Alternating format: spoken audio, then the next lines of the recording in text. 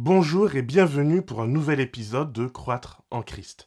Je suis vraiment heureux de te retrouver pour cette nouvelle capsule dans laquelle nous allons pouvoir continuer à explorer les merveilles du caractère du Christ.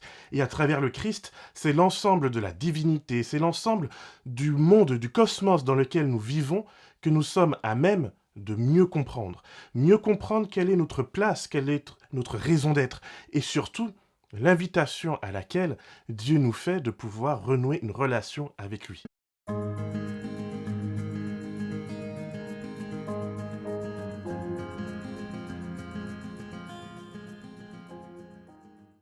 Après tout, s'il y a eu séparation, c'est bien parce que, quelque part, il y a eu une raison. Et se réconcilier, c'est toujours quelque chose de particulier, c'est toujours un exercice un petit peu délicat. Savoir avec qui on se réconcilie et surtout connaître le caractère de celui ou de celle avec qui on est invité à se réconcilier, c'est vraiment quelque chose d'important. Et dans ce cas présent, nous voyons comment Jésus a tout fait pour nous montrer à quel point Dieu est un être avec lequel cela vaut la peine de se réconcilier. Dans les capsules précédentes, nous avons insisté sur la nature de son sacrifice, sur les extrêmes auxquels il a été, auxquels il a accepté d'aller, l'humiliation totale qu'il a accepté de subir, afin de nous montrer à quel point, oui, il est vraiment un Dieu de bonté. Et mon ami, j'aimerais vraiment que ce soit quelque chose que tu puisses porter fièrement dans ton cœur. Dieu est le Dieu de la bonté. Dieu est vraiment le Dieu de l'amour. Et rien, rien, mais vraiment rien, ne peut nous séparer de cet amour. Jésus a démontré que aucune torture, aucune méchanceté, aucune humiliation, rien que le monde a pu lui envoyer en pleine face, n'a réussi à changer la nature même de son cœur. Rien de ce que nous avons pu lui faire n'a réussi à l'éloigner de nous. C'est la raison pour laquelle, quand aujourd'hui j'entends des chrétiens qui se prennent la tête et qui sont déjà presque dans le désespoir simplement parce que il y a de mauvaises habitudes dans leur vie, comme la cigarette ou autre, et qui se disent mais du coup le Seigneur s'est éloigné de moi, je n'ai pas accès à Dieu. Quand j'entends des chrétiens qui me disent moi je ne peux pas prendre à cette scène parce que je me sens pas digne, ou lorsque j'entends encore des chrétiens qui me disent attention à l'église, on ne peut pas faire ceci, on ne peut pas faire cela, il faut respecter Dieu. Alors bien sûr qu'il faut respecter Dieu. Mais il y a une différence entre ma volonté de désacraliser une église, de désacraliser un lieu de culte, en faisant des choses contraires à la morale et à l'éthique, et puis être un être humain authentique et sincère, avec mes hauts, avec mes bas, avec mes faiblesses, avec mes forces, avec tout ce qui fait que je suis moi. Et effectivement, quand je me regarde dans un miroir, je me dis, ben non, je ne suis pas digne de m'approcher de Dieu. Mais c'est bien là tout le message de l'Évangile. Le message de l'Évangile, c'est que nous ne sommes pas dignes. Mais heureusement, il y en a un qui est digne. J'aimerais aujourd'hui justement pouvoir m'arrêter sur celui qui est digne.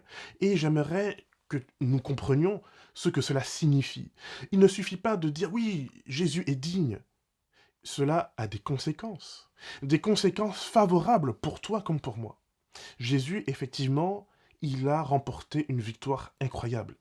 Et en tant que protestant, je ne focalise pas mes regards simplement sur le crucifix, sur la croix dans laquelle Jésus a été cloué. Non, en tant que protestant, je me focalise sur une croix qui est vide, une croix dans laquelle le Christ est descendu. Il est entré dans un tombeau, mais la bonne nouvelle, c'est qu'il est ressuscité. Oui, c'est bien la résurrection du Christ qui fait qu'aujourd'hui, nous avons la victoire. La mort de Jésus sur la croix, c'est la première étape, et elle est importante, bien sûr. Surtout qu'à travers cette mort, il nous démontre pleinement qui est Dieu. Mais ce qui fait de christianisme, cette religion, cette relation à Dieu si puissante, c'est que Jésus est sorti de la tombe. Jésus a renversé les puissances du mal. Jésus a gagné la mort. Il a les clés du séjour des morts. Voilà ce qui fait du christianisme, voilà ce qui fait de la personne du Christ vraiment quelque chose d'exceptionnel. Et cette exceptionnalité, ce n'est pas seulement de dire ouais, il est génial. Bien sûr qu'il est génial. Mais l'exceptionnalité de Jésus, c'est qu'il place toute cette victoire à tes pieds. Il place toute cette victoire dans ta vie pour que toi aussi tu puisses avoir cette espérance que quand bien même dans ton corps, dans ta chair, le mal continue à s'exercer, nous savons que cette chair est destinée au feu éternel. Nous savons que cette chair est destinée à la mort. Nous savons que le Christ a prévu quelque chose de merveilleux pour nous, un nouveau corps, une nouvelle identité. Et la seule chose qu'il suffit pour en bénéficier, c'est de marcher dans une authenticité, dans une clarté de conscience avec lui. Pierre va nous dire dans ses lettres qu'il ne suffit pas de croire que le baptême va nous purifier de tout. Bien sûr que non. Il nous dit que le baptême ne peut pas purifier la souillure de la chair. Par contre, le baptême est un engagement d'une bonne conscience devant Dieu. C'est une bonne conscience de dire justement, j'accepte de reconnaître que j'ai mes limites. J'accepte de reconnaître que mes œuvres ne peuvent pas me garantir le salut. Mes œuvres ne peuvent pas me rendre agréable auprès de Dieu. Et ce n'est donc pas la raison pour laquelle Dieu me considère avec bienveillance, Dieu me considère avec amour. Il le fait parce que, souviens-toi, il nous a aimés dès le commencement. Il nous a aimés le premier. Et c'est parce qu'il nous a aimés le premier, c'est parce qu'il nous a aimés alors que nous étions encore pécheurs, qu'il continue à nous aimer encore aujourd'hui. Et dans la Bible, la différence entre un pécheur et un saint, et n'oublie pas que Paul, que Pierre, que Jacques, que les disciples de Jésus s'appelaient déjà les uns les autres des saints, parce qu'on n'est pas saint une fois que on pense qu'on a atteint une égalité avec Dieu. Ce ne sera jamais le cas, mon ami.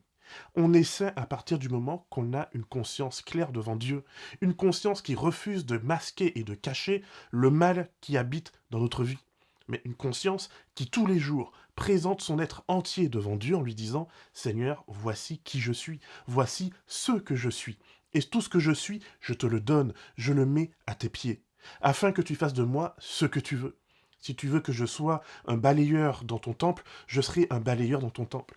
Si tu veux que je sois celui qui va garder les enfants, je garderai les enfants. Si tu veux que je sois celui qui fasse la prédication, je ferai la prédication. Mais ce n'est pas parce que je fais la prédication ou ce n'est pas parce que je balaye le temple que j'ai une position différente dans le royaume des cieux. Je suis un serviteur au service de mon Dieu, et quel que soit l'endroit où mon Dieu me demande de servir, je sers avec plaisir et avec joie. Parce que Jésus me montre que c'est à travers l'esprit de service que l'on peut justement se rapprocher de Dieu. Non pas un esprit de service qui me fait gagner mon salut, attention, mais un esprit de service qui me permet de comprendre qui est Dieu. Et mieux je comprends qui est Dieu, plus j'approfondis cette compréhension de Dieu. Alors évidemment, comme dans toute relation, je suis face à un choix. Je peux dire effectivement, cette compréhension me transforme et je la laisse me transformer de l'intérieur. Ou alors je peux dire non, non, j'ai pas envie. Je préfère les banquets, je préfère les positions d'honneur, je préfère m'élever au-dessus des autres. Et à ce moment-là, le choix, il est clair. Soit je choisis de marcher avec Jésus, soit je choisis de marcher contre Jésus. Mais mon ami, si tu écoutes cette capsule, je veux croire que c'est parce que tu as fait ce choix de te mettre au service du Seigneur, ce choix de te mettre au service de ton prochain, et de voir comment, à travers la fidélité à sa parole, Dieu transforme ta vie jour après jour, autant qu'il transforme la mienne. C'est vraiment pour moi quelque chose de merveilleux de considérer comment jour après jour Dieu m'interpelle, Dieu me parle, Dieu me conduit, il me dirige. C'est vraiment quelque chose de merveilleux. Alors oui, bien sûr, régulièrement, il y a le vieil homme qui essaye de sortir de sa tombe et qui essaie lui aussi de ressusciter. La bonne nouvelle, c'est que si Jésus habite fermement dans nos cœurs, le vieil homme n'aura aucune chance de prendre le dessus. Alors oui, bien sûr, parfois on est dans une barque, et dans cette barque, le vent va souffler, et les eaux vont se déchaîner, et on aura peur. Mais si tu as Jésus dans ton bateau, si tu as Jésus au milieu de ta tempête, je peux t'assurer que les éléments qui se déchaînent autour de toi n'auront jamais le dernier mot. Et ça, c'est vraiment quelque chose qu'il faut que je puisse porter dans mon cœur jour après jour, et que chaque fois que je suis face à une difficulté, chaque fois que je suis face à une épreuve, que je puisse dire à cette épreuve, que je puisse dire aux puissances du mal qui se cachent derrière, vous avez déjà été vaincus grâce à l'agneau de Dieu. Cet agneau, on le retrouve dans Apocalypse chapitre 5. Et je dois te faire la confidence que Apocalypse chapitre 5 Personnellement, c'est mon passage préféré du livre de l'Apocalypse. Ce n'est pas le message des trois anges, ce n'est même pas le retour de Jésus. Apocalypse chapitre 5 est réellement mon passage préféré. Et je t'invite vraiment à prendre le temps de lire avec attention, avec délicatesse, de savourer ce chapitre et de prier dessus. Je suis un fervent défenseur et un fervent croyant que prier à partir du texte biblique est vraiment quelque chose de puissant pour ta vie spirituelle. Prier à travers le texte biblique, c'est quelque chose qui aide à focaliser nos pensées sur Dieu. C'est quelque chose qui aide à nous nourrir encore plus de la parole de Dieu. C'est une invitation à la méditation. C'est une invitation à vraiment prendre le temps de digérer cette parole et de la présenter par la prière devant Dieu afin que l'Esprit de Dieu associé à cette parole puisse vraiment transformer mon être de l'intérieur. Et c'est vraiment quelque chose que je t'invite toi aussi à expérimenter. Prie. Lis les versets. Tu peux les lire verset après verset, et chaque verset, tu en fais une occasion de prière. Tu dis, Seigneur, aide-moi à comprendre ce verset. Aide-moi à voir en quoi il s'applique dans ma vie. Aide-moi à comprendre quelle a été ton intention derrière ce verset que tu nous donnes, afin qu'il puisse vraiment transformer ma vie, afin qu'il puisse me nourrir et m'aider à grandir spirituellement. Après tout, on est bien ici sur le croître en Christ. Et donc, nous découvrons et nous persévérons dans nos efforts de justement laisser Dieu nous faire croître en lui, à son image, jour après jour. Apocalypse chapitre 5 fait partie d'une unité qui commence à partir du chapitre 4 et qui va finir avec la fin de l'ouverture des sceaux. C'est vraiment un passage qui est extraordinaire. Parce que le chapitre 4, après avoir raconté ce qui va se passer avec les églises et qui retrace l'histoire de l'église de Dieu depuis l'église des apôtres jusqu'à nous aujourd'hui, on nous dit, puis je vis. Il y a une bascule. On est passé de ce qui se passait sur la terre et on nous présente maintenant ce qui se passe au ciel. Parallèlement à ce qui se passe sur la terre, il se passe aussi des choses au ciel. Après tout, l'existence de Dieu est là pour nous rappeler que notre monde n'est pas seulement un monde matériel. Nous vivons dans un monde qui est interconnecté avec un autre monde, qui est le monde spirituel. Et tout ce qui se passe sur cette terre, il y a également quelque chose qui se passe dans le monde spirituel. Et Apocalypse chapitre 4 est là pour pouvoir justement nous présenter une scène incroyable. C'est la scène où Dieu est présenté sur son trône. En parallèle avec la vision de Daniel, nous voyons l'ancien des jours, nous voyons le Dieu Tout-Puissant qui est assis sur ce trône et qui s'apprête à juger le monde. Et alors même que chapitre 4 va nous dire et va terminer en nous disant mais qui est digne d'ouvrir ce livre qui est présenté et qui est digne d'ouvrir les sceaux. Le chapitre 5 commence avec un désespoir incroyable. Jean est dans les pleurs, Jean est dans les larmes, il est dans la dépression. Personne n'est trouvé digne dans le ciel, sur la terre, sous la terre. C'est-à-dire que ce soit dans le monde spirituel de Dieu, que ce soit dans le monde matériel des hommes, ou que ce soit dans le monde spirituel du diable et de ses anges. Personne n'est trouvé digne. Et alors que Jean s'apprête à être dans le désespoir le plus total, il est prêt à abandonner, il est prêt à lâcher prise. Alors, c'est là où une bonne nouvelle arrive. On nous dit que le lion de Juda est digne d'ouvrir le sceau. Mais j'aimerais vraiment que tu vois quelque chose ici de hyper important. Le lion rugissant, cet être féroce, qui est le roi des animaux. Lorsque Jean voit de qui il s'agit, il va voir un agneau immolé. Il y a une différence entre ce que l'on entend et ce que l'on voit. Il y a une différence entre l'idée qu'on se fait du royaume des cieux et la réalité que l'on verra face à nous.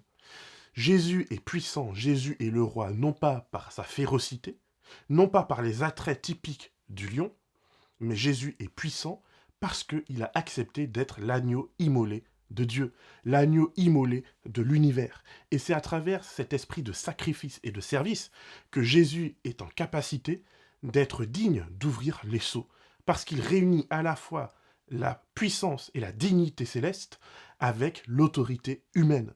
Et c'est en tant que fils de l'homme qu'il va pouvoir être digne de représenter l'humanité devant Dieu, mais pas seulement, devant l'univers entier, et de pouvoir ouvrir ses sceaux. Ces sceaux sont des sceaux de délivrance. Ces sceaux sont des sceaux du jugement de Dieu. Ces sceaux représentent l'autorité de celui qui les a scellés et qui est en capacité de pouvoir exercer le jugement final du mal. Alors évidemment, si ces sceaux ne sont pas ouverts, nous ne pouvons pas obtenir de libération. Nous ne pouvons pas obtenir cette délivrance qui a été promise et qui va justement nous délivrer des puissances du mal.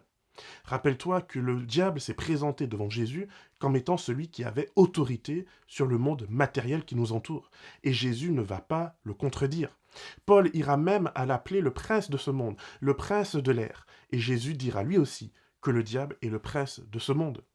Le diable est donc un être en position d'autorité aujourd'hui, et il pense qu'il a l'autorité de représenter l'humanité devant le reste de l'univers. Mais il se trompe bien sûr. Depuis la mort de Jésus à la croix, Jésus a arraché de ses griffes cette autorité de pouvoir représenter celles et ceux qui veulent se confier en Dieu. L'humanité a donc aujourd'hui deux représentants.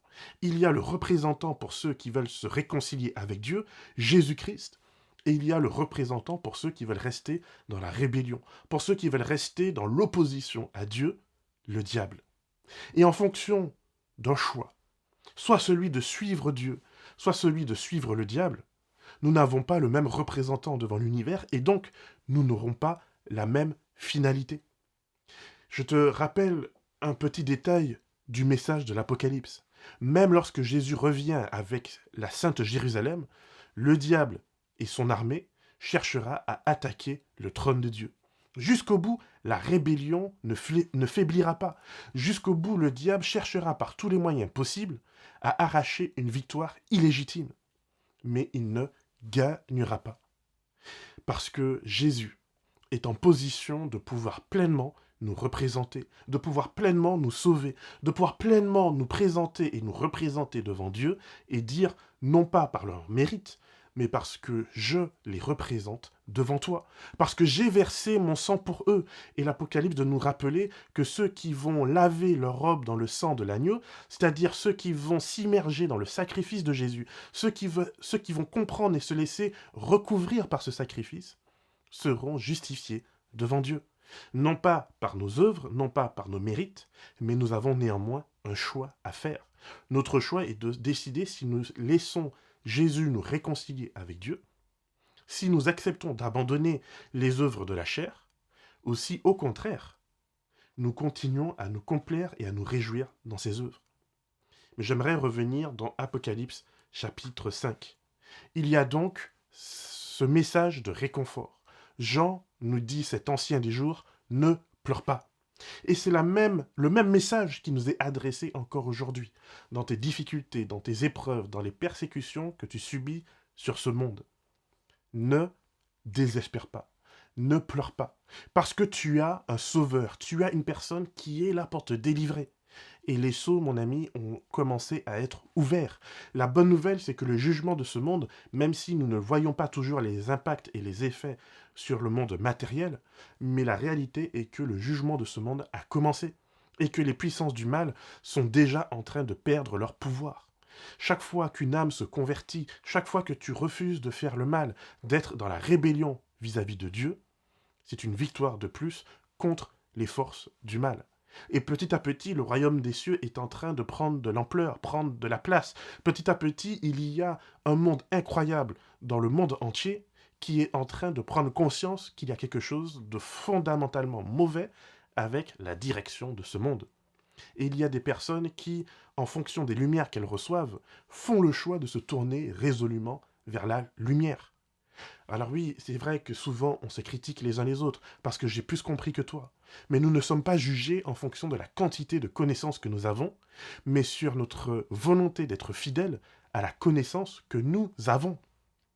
Donc celui qui est fidèle à la petite connaissance qu'il a, sera sauvé davantage que celui qui n'est pas fidèle à la grande connaissance qu'il a.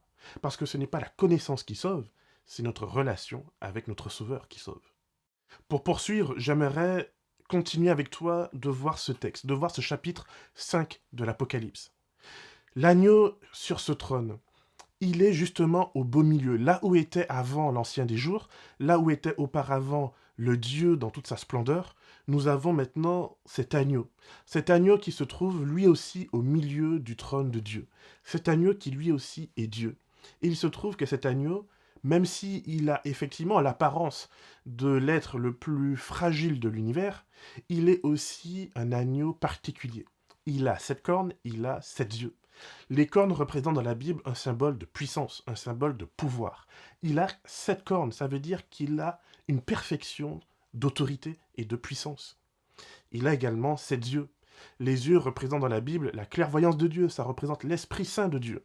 Ça veut dire que cet être est parfait dans sa représentation de la divinité, de la perfection, de clairvoyance et de l'Esprit de Dieu. Nous avons ici donc, dans cet agneau immolé, une perfection de perfection. Nous avons réellement ici Dieu dans toute sa splendeur, non pas dans sa gloire éclatante, mais dans un service fidèle et déterminé à notre égard. Et il se trouve que cet agneau, il reçoit le livre et il est en capacité de pouvoir ouvrir les sceaux. Si c'était l'ancien des jours qui avait ouvert les sceaux, puisqu'après tout, il est digne, il est Dieu, mais son jugement aurait été exercé d'une telle manière qu'aucun être humain n'aurait pu se tenir devant sa justice.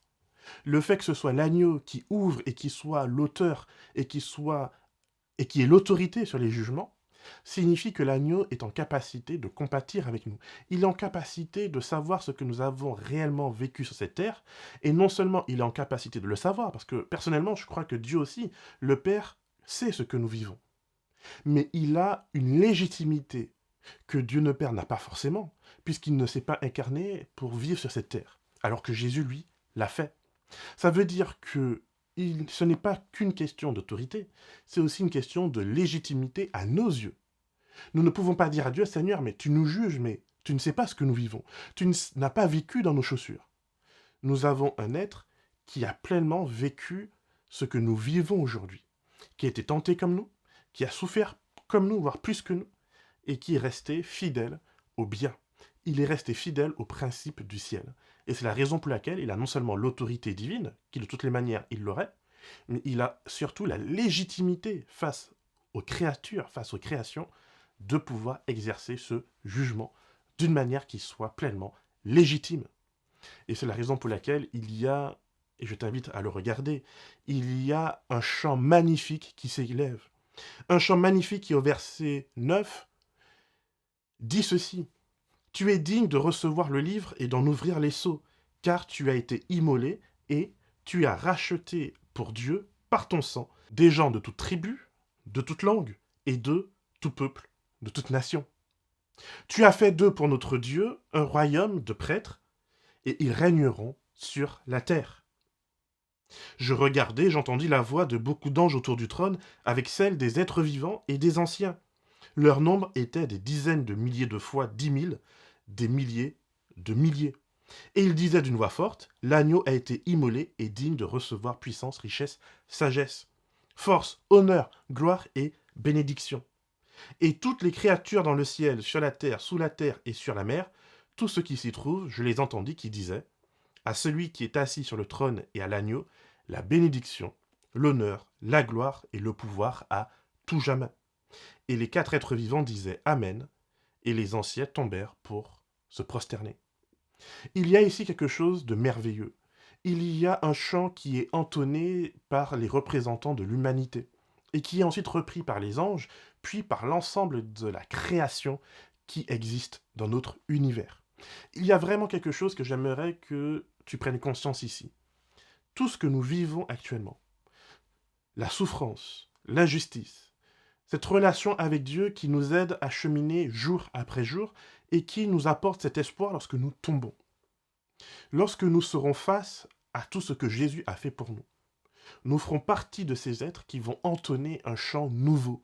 Un chant nouveau veut dire que c'est un chant de gloire à Dieu qui n'existait pas auparavant et que nous sommes capables de composer parce que nous avons vécu une expérience unique. Nous avons connu les profondeurs de la mort et de la destruction, mais nous avons aussi connu la grâce de Dieu à notre égard. Et ça, l'humanité, on est les seuls êtres vivants dans l'univers de Dieu à avoir cette expérience de l'amour de Dieu, de la bonté de Dieu, à avoir cette expérience de jusqu'où Dieu est prêt à aller pour continuer à nous aimer et à nous relever de la mort. Et c'est la raison pour laquelle nous serons en capacité de chanter ce chant nouveau. C'est la raison pour laquelle nous serons en capacité de pouvoir entonner ce chant nouveau de gloire et de louange à Dieu. Et ce chant sera une contamination totale. Ce sera mieux que les plus grands hits de l'été. Ce chant, ce sera un chant de louange à Dieu, de reconnaissance. C'est quelque chose qui viendra de nos tripes et qui ne pourrait pas être inventé par autre personne que nous, l'humanité. Nous entendrons ce chant et nous contaminerons l'ensemble du ciel et l'ensemble du royaume de Dieu par ce chant de gloire au Seigneur. Et j'aimerais que tu remarques que même les royaumes qui sont généralement rattachés au royaume des démons dans la Bible, la mer par exemple, sont des endroits qui entendront également ce chant. Ce sera un chant irrésistible pour celles et ceux qui contempleront le Seigneur. Alors bien sûr, nous verrons que malheureusement, cela ne suffira pas à convertir les démons. Cela ne suffira pas à convertir celles et ceux qui se sont tellement endurcis de cœur qu'ils sont devenus incapables d'entendre et de se laisser influencer par l'Esprit de Dieu. Mais la bonne nouvelle pour toi et pour moi, c'est que en laissant notre cœur être sensible à la parole de Dieu, à la voix de Dieu, en écoutant avec attention ce qu'il a à nous dire, nous aurons la capacité, je le crois sincèrement et fermement, de pouvoir entonner ce chant nouveau et nous joindre à la chorale céleste pour rendre gloire à notre Dieu. Parce que oui, nous avons aujourd'hui Jésus qui nous représente au ciel. Mais plus encore, la Bible nous parle qu'il y a des témoins humains qui eux aussi sont des observateurs de ce qui se passe au ciel en notre faveur et qui seront en capacité de nous dire les détails, de nous dire le behind the scene, ce qui se passe derrière la scène, et qui, aujourd'hui, nous n'y avons peut-être pas accès, mais ils seront en capacité de nous dire, oui, j'étais présent lorsque le Seigneur a envoyé des anges répondre à ta prière. J'étais présent lorsque le Seigneur t'a entendu, t'a écouté, et lorsqu'il a compati et qu'il a pleuré avec toi. J'aimerais que tu regardes ce qui se passe avec ces êtres. C'est au verset 8 du chapitre 5. Quand il eut reçu le livre, les 4 êtres vivants et les 24 anciens tombèrent devant l'agneau, tenant chacun une lyre et des coupes d'or pleines d'encens, qui sont les prières des saints. Les prières des saints, ce sont tes prières, ce sont mes prières. Ce sont nos prières que nous faisons jour après jour et qui sont présentées devant Dieu et symbolisées par cet encens. L'encens, je l'ai dit, ce sont nos prières. Et il se trouve que nos prières sont constamment devant Dieu et que ces prières, mon ami, Dieu ne les oublie pas. J'aimerais finir avec ce témoignage qu'on le retrouve dans Luc chapitre 1. Dans Luc chapitre 1, au verset 12, Zacharie voit l'ange Gabriel et on nous dit qu'il est troublé. La peur s'empare de lui. Mais, dit la Bible, l'ange lui dit. Et écoute bien ce que l'ange lui dit. N'aie pas peur, Zacharie, car ta prière a été exaucée. Ta femme Élisabeth te donnera un fils. Mon ami, Zacharie et Élisabeth ont arrêté de prier pour avoir un fils. Zacharie et Élisabeth ne pensent plus qu'il soit possible à Dieu de leur donner un enfant. Particulièrement en tout cas pour Zacharie. Au point où lorsque l'ange lui dit « Dieu a exaucé ta prière », et je te rappelle, Zacharie n'est pas à la pêche, il n'est pas en train de laver sa voiture. Zacharie est dans le Saint des Saints, l'endroit le plus sacré de la religion d'Israël. Il voit l'apparition d'un ange qui lui dit « Dieu exauce ta prière aujourd'hui ». Ça veut dire que même quand Zacharie a arrêté de prier, même quand Zacharie a pensé qu'il n'était plus en capacité que le ciel réponde à sa prière, Dieu, lui, n'avait pas oublié la prière de Zacharie. Dieu, lui, n'avait pas oublié l'intercession de Zacharie. Même quand tu penses que c'est fini, que ça ne sert plus à rien de prier, j'aimerais te rappeler que Dieu, lui, entend tes prières et qu'une fois qu'il les a entendues, Dieu ne les oublie jamais. Peut-être qu'il n'y répondra pas tout de suite. Peut-être même qu'il y répondra que quand on sera au ciel, que quand on sera à nouveau avec lui. Mais je peux te garantir une chose. Nos prières sont constamment devant Dieu. Nos requêtes, nos besoins, tout ce que nous sommes, chaque fois que nous nous adressons à Dieu, chaque fois que nous permettons à l'Esprit Saint qui vit en nous de présenter à Dieu nos besoins, Dieu les entend et Dieu ne les oublie jamais. Et aujourd'hui encore, Dieu te dit Que ton nom soit Zacharie, David, Daniel, Jacques, Jean, Dieu te dit aujourd'hui, n'aie pas peur, car Dieu entend tes prières et Dieu va les exaucer en son temps. Mon ami, voici ce qui se passe au ciel en ce moment. Et voici pourquoi Apocalypse chapitre 5 est pour moi l'un des plus beaux chapitres de la Bible et de l'Apocalypse. Ce chapitre, pour résumer, nous dit ceci. Il existe dans le ciel un être qui est digne de nous sauver. Il a versé son sang pour nous réconcilier avec Dieu. Il est le seul de l'univers entier qui peut à la fois juger ce monde, mettre un terme au mal et nous sauver. La deuxième chose à se souvenir, c'est que nos prières sont constamment devant Dieu. Nous avons en plus de Jésus des représentants au ciel qui sont là pour pouvoir être les témoins de l'action de Dieu en notre faveur et qui participent à la représentation que Jésus mène devant Dieu. Ces êtres seront les témoins depuis Enoch jusqu'à aujourd'hui de tout ce qui va se passer en notre faveur auprès de Dieu. Et pour finir, ces êtres seront les premiers à nous communiquer une contagion de louanges, de reconnaissance et de remerciements à Dieu qui va dépasser le cadre humain et qui ira aux quatre coins de l'univers. Ce sera un Big Bang total dont les effets seront éternels et permanents. Une louange à Dieu qui sortira de nos bouches, qui sortira du profond de nos cœurs, parce que lorsque nous comprendrons pleinement tout ce que Dieu a fait et jusqu'où il a été pour nous sauver, nous n'aurons pas d'autre choix que d'être impressionnés. Même les ennemis de Dieu seront impressionnés par les limites qu'il est prêt à dépasser pour nous sauver. Ça, c'est le condensé de l'évangile au final. C'est quelque chose de merveilleux. C'est quelque chose que je t'invite à méditer, à prier et à te laisser être touché par cette contagion de louanges pour notre Dieu. Mon ami, j'espère vraiment que ce message d'espérance, ce message de rappel que le Christ n'est pas seulement entré dans la tombe, mais que surtout il en est sorti et qu'aujourd'hui il exerce ce ministère, ce sacerdoce de prêtrise, et qu'il t'invite, qu'il m'invite à le rejoindre dans ce service, de connecter le monde avec Dieu et de permettre à ce monde d'entendre par notre expérience, par notre témoignage, par notre vécu authentique et sincère, comment Dieu veut aujourd'hui intervenir dans la vie de chacun. J'espère que, vraiment, durant cette semaine, tu feras le choix de te laisser impacter par cet amour, impacter par ce sacerdoce, par ce ministère, et que tu accepteras toi aussi de rejoindre cette chorale céleste, et de pouvoir, à travers ta vie, être un Big Bang dans la vie des gens qui t'entourent, que le Christ est prêt à tout pour les sauver, eux aussi, comme il nous a sauvés, toi et moi. Que le Seigneur te garde et te bénisse, et qu'il fasse de toi une source de bénédiction pour l'éternité.